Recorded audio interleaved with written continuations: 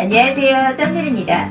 부자가 되고 싶다 하시는 분들은요, 지금 바로 구독, 좋아요 꾹 눌러주시면 모두 복 받으실 거예요. 여러분 안녕하세요. 섬유리입니다. 오늘부터 섬유리TV 개편을 할게요. 아니 한지 얼마나 되는 개편이냐고요?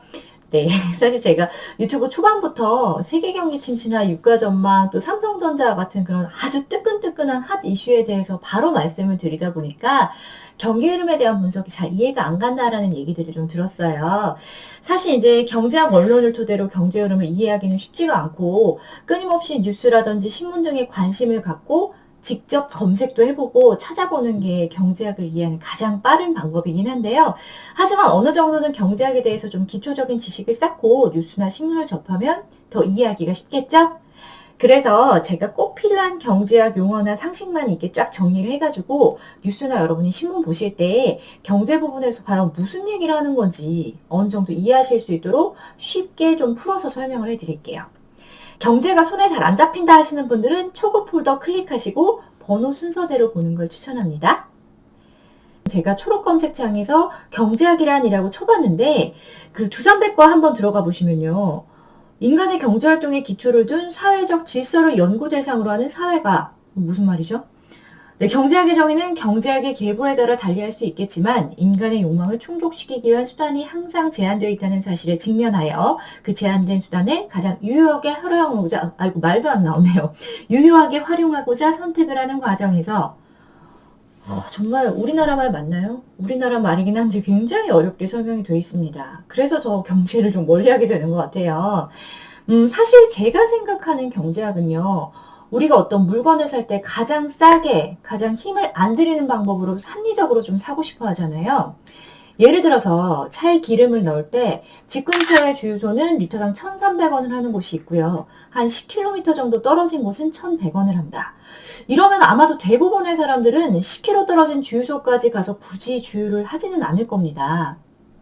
시장에서 가장 이득이 되는 교환을 원하는 것이 바로 인간의 마음이고요. 경제학을 잘 알면 어떤 것이 가장 이득이 되는 교환일 것인지에 대해서 어느 정도 가이드라인을 제시할 수가 있습니다.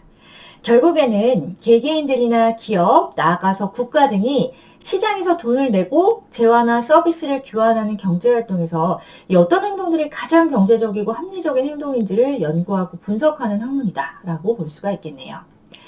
오늘은 아마 한 번쯤은 들어보셨을 미시경제학과 거시경제학에 대한 이야기를 한번 해볼까 하는데요. 미시경제학에서 미는 자금이, 시는 보일 시로 전체 경제를 작게 그리고 자세히 들여다본다라고 볼 수가 있겠습니다. 결국에는 개인과 기업들이 어떻게 시장에서 움직이는지를 연구를 하고 각 가게와 기업들의 이윤 극대화가 목표인 학문이다라고 볼 수가 있죠. 이 재무제표에서 비용을 최소화하고 매출을 많이 하면 영업이익이 굉장히 많이 나겠죠? 하지만 이 영업이익이란 어떤 기업은 잘 내고 있고 또 어떤 기업은 적자인 경우도 있습니다. 개인으로 본다면 옷을 하나 살 때도 백화점이나 아울렛 매장 그리고 인터넷 요즘에는 중고나라까지 막 서치해가면서 최대한 싸고 합리적으로 사기 위해서 노력하는 사람들이 굉장히 많아졌죠. 셀러리맨은 셀러리로 움직인다라는 말이 있어요. 돈을 받는 것에 비해서 너무 빡센 일을 해낸다면 그 개인은 가정의 평화를 위해서라도 이직을 준비하게 되겠죠. 우리는 과연 왜 이런 선택을 할까요? 기업들이 시장에서 어떤 결정을 하는지 또 개인들이 어떤 경제 활동을 할 때 만족감을 주는 것인지에 대해서 연구나 분석을 할 필요가 있습니다.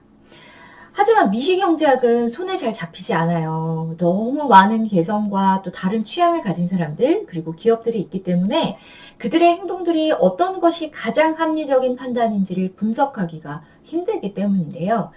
조금 노력을 들여서라도 싸게 사는 사람이 있는 반면에 노력을 아예 안 하고 싶어서 조금 더 값을 지불하고 말지라는 사람이 있기 때문입니다. 여러분은 과연 어떤 쪽이신가요? 저는 노력을 열심히 들여서 조금이라도 싸게 사는 걸 선호하는 편입니다. 그렇다면 우리는 거시경제학을 눈여겨봐야 합니다. 거시경제학은 말 그대로 클 거, 그리고 보일시, 크게 본다라는 뜻이에요. 이 신문의 경제면에서는 거의 대부분이 거시경제학을 얘기하고 있습니다. 경제 성장률, GDP, 또 물가 상승률이라든지 실업률, 경상수지, 외환 보유고 등등 감이 오셨겠지만 바로 국가와 정부 한 나라의 경제 활동이 어떻게 구성이 되어 있는지, 그리고 앞으로 성장할 것인가 침체할 것인가에 대해서, 또 요즘에는 이제 코로나19 피해에 따라서 어떤 일이 발생하는지, 또 유가 폭락은 산유국과 비산유국의 어떤 차이로 피해나 혹은 이득이 발생하는지를 철저하게 분석하는 겁니다. 이 한국이란 나라를 거시적인 큰 그림으로 경제 흐름을 봤을 때는요, 앞으로 성장을 할 수 있을지 혹은 위기일지, 또 우리는 투자나 회피를 선택하는데 많은 도움이 되지 않을까 싶어요.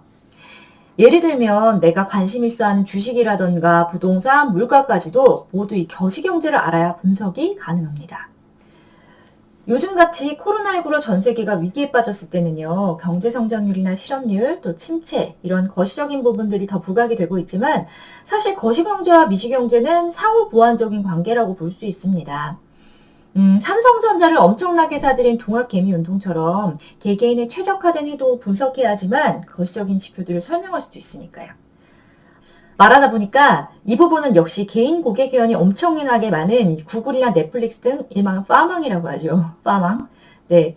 페이스북, 애플, 마이크로소프트, 아마존, 넷플릭스, 구글의 앞글자만 따서 파망이라고 하는데, 이와 같은 IT 기업들이 분석을 좀 잘 해내겠네요. 한 가지 더 말씀드리고 싶은 부분은요, 많이들 알고 계신 기회비용에 관한 얘기입니다. 친구들이 말할 때 노력을 통해서 얻은 결과물에 대해서 야, 너 인건비도 안 나오겠다, 막 이런 얘기 하잖아요. 아까 제가 예를 들었던 10km 떨어진 주유소가 싸다고 30분을 들여서 갔다면 그 노력 때문이라도 만족감은 좀 떨어질 거예요. 그렇지만 바로 주유소에서 주유를 하고 친구들을 만나서 이제 30분 동안 수다를 떨었다면 훨씬 더 만족감을 느꼈을 수도 있겠죠. 비단 시간뿐만 아니라 택시 탈 돈으로 옷을 샀더라면, 혹은 옷을 살 돈으로 책을 사서 공부를 했더라면, 이렇게 경제활동을 했을 때보다 다른 경제활동을 할 때 얻을 수 있는 걸 기회비용이라고 하는데요. 우리의 인생은 항상 선택과 결정사에 놓여 있습니다. 이에 따라서 항상 모든 것에 기회비용이 있다고 보시면 되는데요. 이걸 선택해야 되는데 이러면서 막 후회할 때도 있잖아요. 눈에 보이진 않지만 지속적인 기회비용이 발생을 하고, 그 기회비용 값은 사람마다 처한 상황에 따라서 크고 작을 수가 있습니다. 우리 모두 주말만 기다리면서 왜 열심히 일들 하잖아요. 우리 모두에게 주말은 아주 소중하고 귀한 시간인데요. 한 달에 1,000만 원을 버는 사람은 주말에 일을 하면 한 30만 원 정도가 기회비용이고요. 한 달에 300만 원을 버는 사람은 주말에 일을 하더라도 10만 원의 기회비용이 발생합니다. 그러니까 우리 모두 이것저것 열심히 공부하고 투자해서 소득을 좀 높이고 기회비용을 함께 늘려보자고요. 네, 지금까지는 미시경제학과 거시경제학을 대충 뭉뚱그려서 알았다라면 이제는 좀 확실한 개념을 아셨을까요? 네, 코로나19가 끝나면 이제 개인의 최적화된 소비구조 분석 등 미시경제를 잘 봐야 그 기업들은 성장을 할 수가 있을 것이고요. 기업들이 성장해야 그 기업이 속한 나라의 수출이나 경제 성장률, 즉 거시경제가 좋아져서 국가가 성장할 수 있다라고 요약을 하면서 오늘 영상 깔끔하게 마무리하겠습니다. 다음 시간부터는 본론으로 들어가서 미시경제학에 대한 이야기 자세히 설명드릴게요. 네, 오늘 영상이 좋았다 하시면 구독, 좋아요 꾹 눌러주시고요. 다음 시간에 또 만나요. 안녕!